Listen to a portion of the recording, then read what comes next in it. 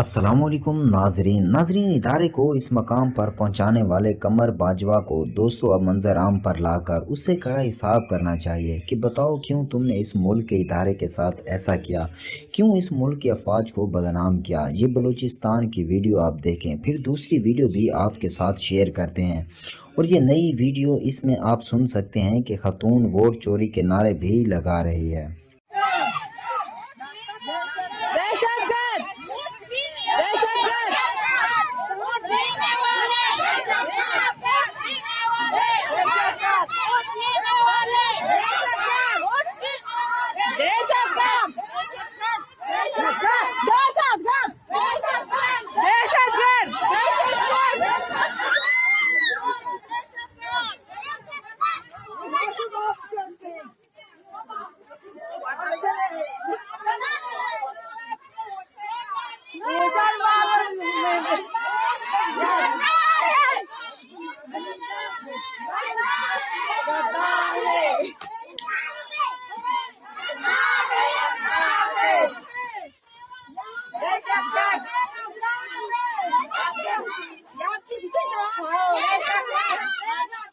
ایسے نعرے ہمیں جوانوں کے سامنے نہیں لگانے چاہیے، اپنی فوج کا مورال ڈاؤن نہیں کرنا چاہیے۔ ہاں، شخصیت پر بات کریں، آپ ان نعروں کے علاوہ بھی احتجاج کر سکتے ہیں کہ ہمارا حق ہمیں واپس دو، ووٹ چوری نامنظور، لیکن یہ دہشت گردی وردی ایسے نعرے اب ہمیں نہیں لگانے چاہیے تاکہ ہماری فوج کا مورال خراب نہ ہو، جوانوں کا مورال ڈاؤن نہ ہو، بلکہ شخصیات پر بات کریں، ان پر تنقید کریں۔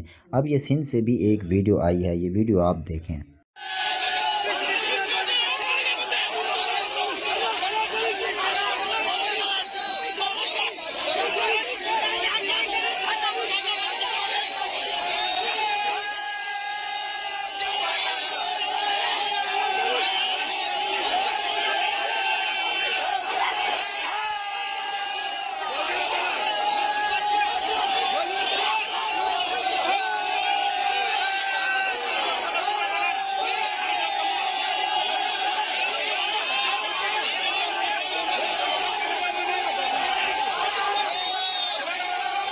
دفتر خارجہ نے دوستوں کل پریس کانفرنس میں کہا کہ دولت مشترکہ کے ممالک ان میں الیکشن کو شفاف قرار دے دیا ہے۔ اب دولت مشترکہ آپ کو دوستوں بتاتے چلیں کہ اس میں 56 ممالک شامل ہیں۔ یہ ایک تنظیم ہے جس کا ہیڈ کوارٹر برطانیہ میں ہے۔ اس میں وہ ممالک شامل ہیں جو پہلے برطانیہ راج کا حصہ ہوا کرتے تھے۔ اب اس میں زیادہ تر افریقی ممالک ہیں۔ خاص ممالک کے نام بتائیں تو ان میں برطانیہ، Australia, New Zealand, Pakistan, South Africa, India, Bangladesh وغیرہ شامل ہیں۔ اب اس میں کل دفتر خارجہ نے امریکہ کی جانب سے پاکستان کے انتخابات میں دھاندلی کی تحقیقات کے مطالبے پر کہا تھا کہ دولت مشترکہ کی جانب سے پاکستان کے انتخابات کو شفاف قرار دے دیا گیا ہے۔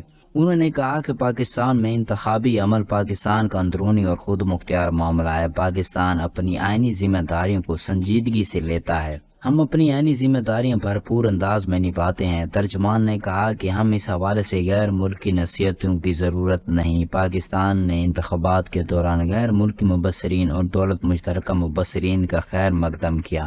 واضح ہے کہ امریکہ نے ایک بار پھر پاکستان میں انتخابات کے دوران دھاندلی کے الزامات کی تحقیقات کا مطالبہ کر دیا تھا، جس پر دفتر خارجہ نے سامنے اور شٹ اپ کال دی۔ اب ہمارے اندرونی معاملات میں مداخلت نہ کریں۔ پاکستان میں جو الیکشنز ہیں ان کی دولت مشترکہ نے شفاف الیکشن قرار دے دیا ہے۔ آسٹریلیا کی دوستو یہ پارلیمنٹ کے مناظر ہیں جہاں پر وہاں کو کوئی وزیر سینیٹر پاکستان میں دھاندلی کا شور مچا رہا ہے۔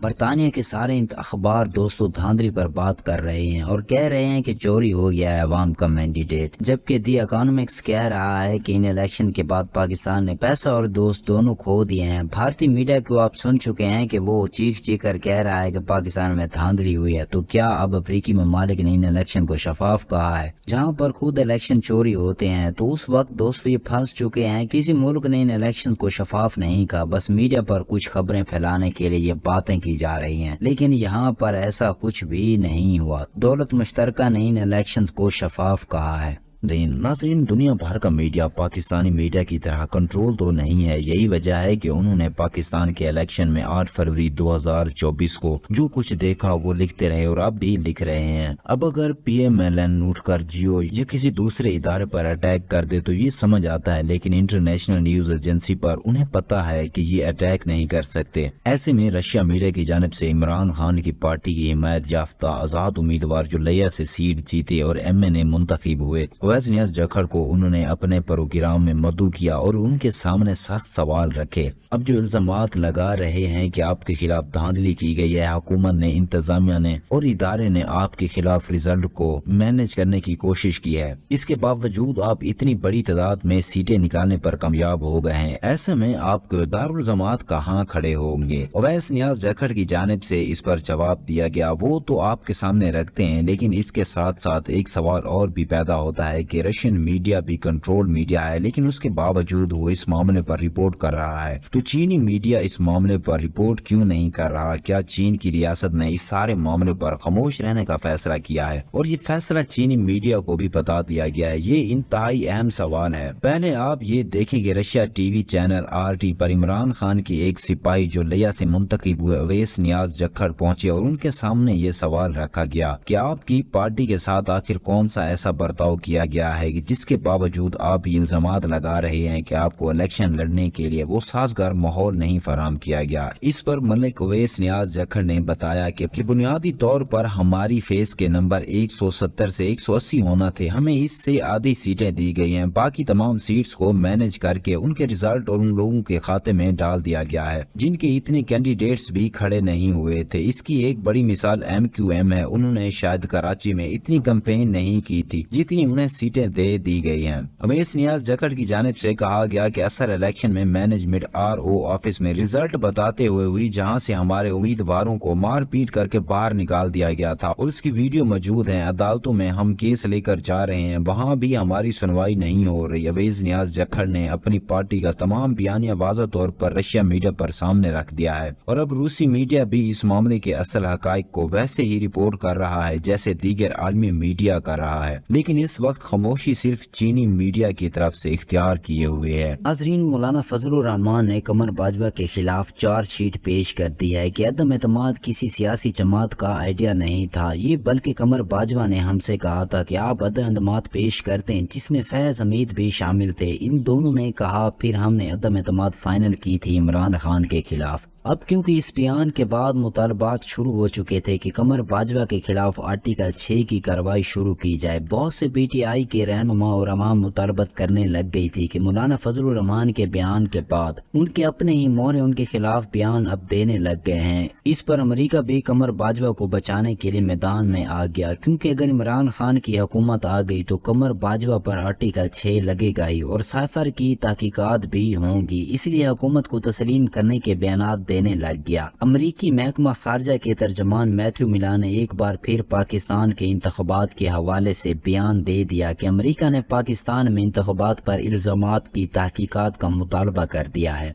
मैथ्यू मिलान ने कहा कि वाज़ा हो गया कि पाकिस्तान में इंतखाबात मुसाफकत थी, मखलूत हुकूमत पाकिस्तान के अंदरूनी मामला होगा, इसके बाद हुकूमत के साथ काम करने को तैयार हैं। उन्होंने कहा कि सिर्फ पाकिस्तान नहीं बल्कि दुनिया में कहीं भी ऐसे इल्जामात की मुकम्मल छानबीन होनी चाहिए, इसलिए मुतालबा करते रहेंगे। लेकिन वो ये भी कह रहे हैं कि अगर धांधली ज़्यादा मखलूत हुकूमत बनती है तो उसके साथ भी काम करने को तैयार हैं। ये है अमेरिका के दो चेहरे। उन्होंने कहा कि कई ममालिक जहाँ पार्लिमानी निज़ाम है और जहाँ एक पार्टी को अक्सरियत नहीं मिलती वहाँ उस तरह के इत्तेहाद बनते रहते हैं। इससे कबल व्हाइट हाउस ने कहा था, इसे हम ख्याल जमहूरियतों के साथ खड़े होने पर फख्र है, जबकि वो आलमी सतह पर और निजी तौर पर पाकिस्तानी हुकूमत को पाकिस्तान की मर्जी का एहतराम करने की जरूरत के बजाय वाज़ा कर चुके हैं और ये कि और शफाफ इंतखाबाती अमल को यकीनी बनाना इंतहाई अहम होगा। अब अंदाजा लगाएं कि आपके एक तरफ धांधली की तहकीकात के मुतालबा कर रहा था, अमरीका अब एकदम से कहने लगा कि अब मखलूत हुकूमत बना लें, हम आपका साथ देंगे। इससे पता चलता है कि अमरीका भी डरा हुआ है कि जो कमर बाजवा के खिलाफ अब इल्जामात लगना शुरू हो गए हैं और उन्हीं के मोहरे उनके खिलाफ बोलना शुरू हो गए हैं कि अदम एतमाद बाजवा लेकर आया, उसको सपोर्ट अमरीका ने किया और साइफर भी बाजवा को आया تھا کہ اب اس کو پورا بھی کرو نہیں تو پاکستان کو معاف نہیں کریں گے۔ ناظرین، امریکی اسٹیٹ ڈپارٹمنٹ سے یہ سوال تو پوچھا جا رہا تھا کہ پاکستان کے حالیہ الیکشنز پر ان کی کیا رائے ہے اور وہ الیکشن کو کس تناظر میں دیکھتے ہیں، لیکن ساتھ ہی امریکی اسٹیٹ ڈپارٹمنٹ کے سامنے یہ صورتحال بھی رکھی گئی جس میں پاکستان سے باہر بیٹھے پاکستانی بھی، امریکی شہریت رکھنے والے بھی، کچھ لوگ پاکستان کی ملٹری اور ادارے کی پالیسیز پر تنقید کرتے ہیں۔ اس سے بڑے واضح نام ہیں جس میں وجاہت سعید خان شامل ہیں، ڈاکٹر معید پیرزادہ، صابر شاکر برطانیہ میں موجود ہیں، عادل راجہ برطانیہ میں موجود ہیں اور ایسے دیگر کئی نام جو ادارے کی پالیسیز پر تنقید کرتے دکھائی دیتے ہیں۔ امریکی اسٹیٹ ڈپارٹمنٹ کیا ان لوگوں کے خلاف کریک ڈاؤن کرنے جا رہا ہے؟ انہیں گرفتار کر کے پاکستانی سیکورٹی حکام کے حوالے کیا جائے گا؟ آنے والے دنوں میں اس حوالے سے کیا بڑا اقدام ہو سکتا ہے؟ اور کیا امریکی یہ چاہے گا کہ وہ پاکستانی جو امریکہ کے اندر موجود ہیں ان کی طرح اس ساری صورتحال کے حوالے سے جب امریکی اسٹیٹ ڈپارٹمنٹ کے ترجمان تھے یہ سوال کیا گیا، یہاں بہت سے لوگ بیٹھ کر الزام لگاتے ہیں اور سوشل میڈیا پر اس الزام تراشی کا جواب تو کسی جانب سے نہیں دیا جاتا، لیکن یہ سلسلہ کسی طور پر روکنا چاہیے۔ بصورت دیگر جرنلسٹ نے یہ سوال کرتے ہوئے کہا کہ چائنا، روس، ایران اور بھارت کے لوگ بھی یہاں امریکہ میں آ کر امریکی سرزمین کو استعمال کرتے ہوئے الزام تراشی کا سلسلہ شروع کر دیں گے۔ اس امریکی اسٹیٹ ڈپارٹمنٹ کے ترجمان نے کہا کہ ہم ان معاملات کو دیکھ رہے ہیں اور انہیں تفصیل سے دیکھنے کے بعد ان پر کارروائی بھی کی جا سکتی ہے۔ انہوں نے یہ عندیہ دے دیا ہے کہ اب امریکی حکام پاکستانی فوج کے ساتھ کھڑے ہو کر ان کے خلاف ایکشن لیں گے اور جو امریکی سرزمین پر بیٹھ کر پاکستان کے اداروں کو پاکستان کی فوج کو نشانہ بناتے ہیں انہیں یہ تیاری کر لینی چاہیے کہ ان کے خلاف کریک ڈاؤن ہوگا۔ اس حوالے سے خاص طور پر اگر عادل راجہ کی بات کی جائے تو ادارے نے ان کے حوالے سے سیکورٹی حکام نے اس حوالے سے برطانوی ایجنسیز اور برطانوی پلیٹ فارم سے یہ رابطہ بھی کر رکھا ہے اور وہ ان کی گرفتاری بھی چاہتے ہیں یا دیگر بہت سے معاملات میں بھی انہیں انوالو کرنے اور ان پر الزام لگتے رہے ہیں۔ ان کا جواب تو عادل راجہ کو دینا چاہیے، لیکن یہ سوال پیدا ہوتا ہے کہ معید پیرزادہ، وجاہت سعید خان اور ان جیسے دیگر لوگ جو بات کرتے ہیں یہ بات کی اتنی سچی اور جھوٹی ہے، اس پر بھی کوئی تحقیق ہونی چاہیے۔ وجاہت سعید خان عمران ریاض خان کے حوالے سے جو تحقیقاتی 2-4 پروگرام کیے اس حوالے سے وہ بار بار یہ دعویٰ کرتے ہیں کہ انہوں نے پاکستانی ایجنسی سے رابطہ کرنے کی کوشش کی لیکن انہیں جواب نہیں ملا اور اس کے بعد انہوں نے اپنے تئیں یہ ساری کہانی بیان کر دی ہے۔